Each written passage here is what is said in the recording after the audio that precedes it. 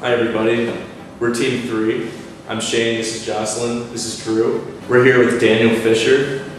He's down in Indianapolis right now, but he's a Purdue University student. He was in biomedical engineering, and now he's working on a website, a new entrepreneurship venture called Myscrubhub.com, and we'd like to interview him.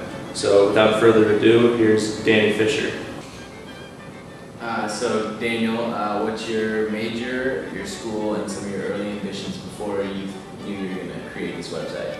I did biomedical engineering, which worked out very nicely because my family's been in medicine for decades. Then my summer fall in my junior year, I did an internship with a startup medical company. So I was a part of, with two other people, their design team, and designing their first product, which was a spinal plate. So kind of where all that falls into place is that going through all that, I really figured out that I don't want to be on the factory floor and I don't want to work in a lab, and I like the business side. So I really decided from there on that I would own a company and make $1 million before I graduate.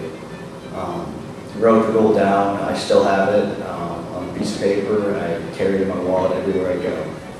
Could you briefly tell us about your development team? So, my junior summer, I met a kid named Rob Goff, who has done, when he was 18, started doing work with websites, building websites and then selling them.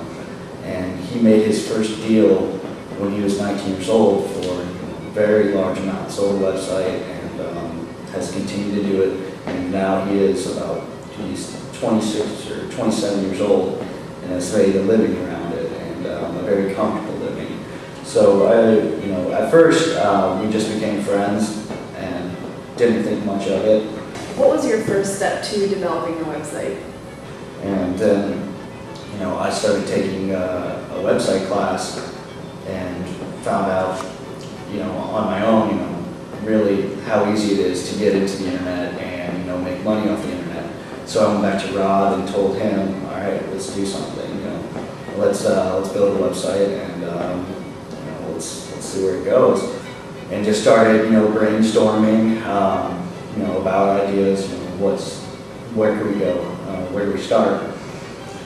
So we kind of just went through our backgrounds, what we knew most about. Everybody down the line on my dad's side has been doctors. So came across that there wasn't much offered, networking wise, connecting doctors and medical students around the world. So that's, where we really, sat down and thought, okay, we got a good idea. We can really run with this. Could you tell us a little bit about your plans for marketing and advertisement? We've been using a lot of, Facebook groups that are dedicated to medical school, getting on there and posting. Another thing, kind of just recently we've devised a real big marketing push, and actually the Facebook thing has been kind of pushed off to the back burner. Internweb.com, and what that is it's a website where you can post free internship, post, and basically you just list what you're looking for in an internship, and I guess you have millions of students looking at it, tons of people looking for internships. So that's one of our big plans is to get on there, and we're going to have what we would call student-wide, it's campus representatives, and it would be. So we're going to have a manager at each campus, and then under each manager we'll have 3 representatives that will be in charge of handing out stickers, going out, in the field and, signing people up, going to them, getting them signed up. So that's one of our real big pushes. So do you have any plans for maybe the IBJ, the Indianapolis Business Journal? Indiana Business Journal, and basically just kind of get an article in there to get our name out, at least in Indiana, because, Indiana is the medical crossroads, so we figured it's a good place to start. If we get Indiana sold, it should spread pretty well from there. And how does Facebook affect your website? You know, we started having a little bit of issues, you know, trying to figure out, you know, how we really, you know, how are we going to make people get on with Facebook being there, you know, because in the end, you know, as much as different we are from Facebook, there's still going to be competition there because everybody's on Facebook. So going back again and you know, really back to the basics, we found a real strong point was you know, forums and videos. Danny, I was wondering about how the people on your website who sign on are going to actually communicate with each other. Is going to be some kind of a chat function or some type of social networking interface where they can communicate? How is that going to work? Is that we have private and public chat rooms that basically you get on there, you can talk to, you know, a physician, you can set up a private chat room and you get on there and you can talk live with him. And and that, you know, with the fact that this is, you know, solely to medical school students and physicians, you don't have to worry about, you know, random people that have nothing to do with medicine getting on there.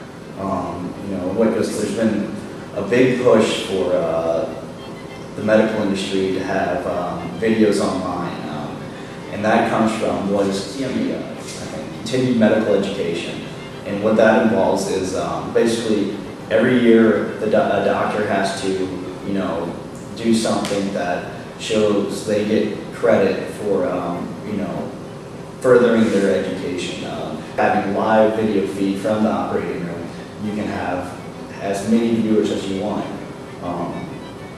So that's kind of what, you know, brings our side in, is that we have video uploads and the capability of embedding video, which is you basically write it. You can do it on blogs where you write it in, and it's kind of YouTube videos. And on our site, we've created, you know, our whole organization behind it is that we have, you can set up, you know, as many groups as you want. It's just kind of like in Facebook, you have your groups. So we have a, you know, a groups page where in each there's a set of categories.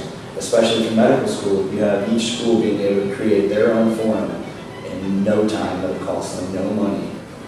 Is there any legal information you can share with us about starting a website? If you have videos, you can't show any patient information, and that's limited to basically not showing their face and not having any of their personal information shown on video. You know, as long as we've got somebody watching the videos that are put up, shouldn't run into any issues where we will have any cases. Again, this is Daniel Fisher, and we're Team 3. And in closing, we just have one last question for you about the DIM model that we spoke about with the disruptive technology. And I'd just like you to share what you think your company has to do with and where it runs into the DIM model. So, all in all, what we've done is we've not only provided each medical school a place to meet, but we've taken it to another level, you know, beyond that, and providing, you know, a global meeting place where you have every medical school being able to contact each other, and then adding in physicians. So it's become really an educational center for furthering, you know, the level of medical education across the world. And in that sense, we hope to also increase the overall grade of medical care globally. So that's the whole, really, the idea behind this website.